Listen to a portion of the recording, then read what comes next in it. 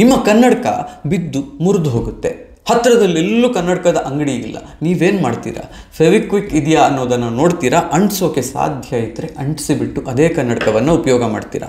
ನಿಮಗೆ ಏನೋ ಒಂದು ಕ್ರಾಫ್ಟ್ ಮಾಡಬೇಕು, ಆಗ ಫೆವಿಕಾಲ್ ಬೇಕು ಅಂತ ಅದನ್ನು ಹುಡುಕ್ತೀರಾ.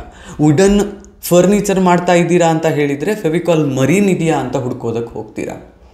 ಇದೇ ರೀತಿಯಲ್ಲಿ ಫ್ಯಾಬ್ರಿಕ್ ಗ್ಲೂ ಬೇಕು ಅಂದರೆ ಅದನ್ನು ಪಿಡಿಲೈಟ್ ನಿಮಗೆ ಕೊಡುತ್ತೆ.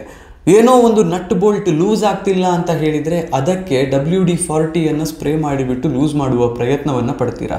ನಿಮ್ಮ ಮನೆಯ ಟ್ಯಾಪ್ ಲೀಕ್ ಆಗ್ತಿದೆ ಅಂತ ಹೇಳಿದರೆ ಎಮ್-ಸೀಲ್ ಹಾಕಿ ಅದನ್ನು ಸರಿಪಡಿಸೋದಕ್ಕೆ ಸಾಧ್ಯ ಇದೆಯಾ ಅನ್ನೋದನ್ನು ನೋಡ್ತೀರಾ. ಇದೆಲ್ಲವನ್ನು ಮ್ಯಾನುಫ್ಯಾಕ್ಚರ್ ಮಾಡುವಂತಹ ಕಂಪನಿ ಪಿಡಿಲೈಟ್ ಇಂಡಸ್ಟ್ರೀಸ್. ಆ್ಯಂಡ್ ಇದನ್ನು ನಾವು ಇಕನಾಮಿಕ್ ಮೋಟ್ ಅಂತ ಕರಿತೀವಿ. ಈಗ ನಾಳೆ ಯಾರೋ ಒಬ್ಬ ಕಾಂಪಿಟೇಟರ್ ಬಂದು ಪಿಡಿಲೈಟ್ ಇಂಡಸ್ಟ್ರೀಸ್ಗೆ ಅಥವಾ ಫೆವಿಕಾಲ್ಗೆ ನಾನು ಕಾಂಪಿಟೇಟರ್ ಅಂತ ಹೇಳಿದರೆ ಜನರು ಫೆವಿಕಾಲ್ ಬಿಟ್ಟು ಅವನ ವಸ್ತುಗಳನ್ನು ಖರೀದಿ ಮಾಡೋದು ತೀರಾ ಕಷ್ಟದ ಕೆಲಸ. ಇದು ನಿಮಗೆ ಇವರ ರೆವೆನ್ಯೂ ಮತ್ತು ಪ್ರಾಫಿಟ್ ಮಿಕ್ಸ್ನಲ್ಲೂ ಕಾಣೋದಕ್ಕೆ ಸಿಗುತ್ತೆ.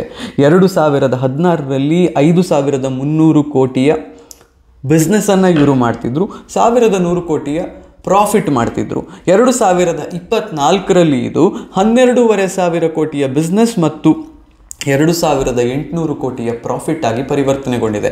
ವರ್ಷದಿಂದ ವರ್ಷಕ್ಕೆ ಬಿಸ್ನೆಸ್ ಮತ್ತು ಪ್ರಾಫಿಟ್ ಎರಡೂ ಕೂಡ ಇಂಪ್ರೂವ್ ಆಗ್ತಾ ಇದೆ.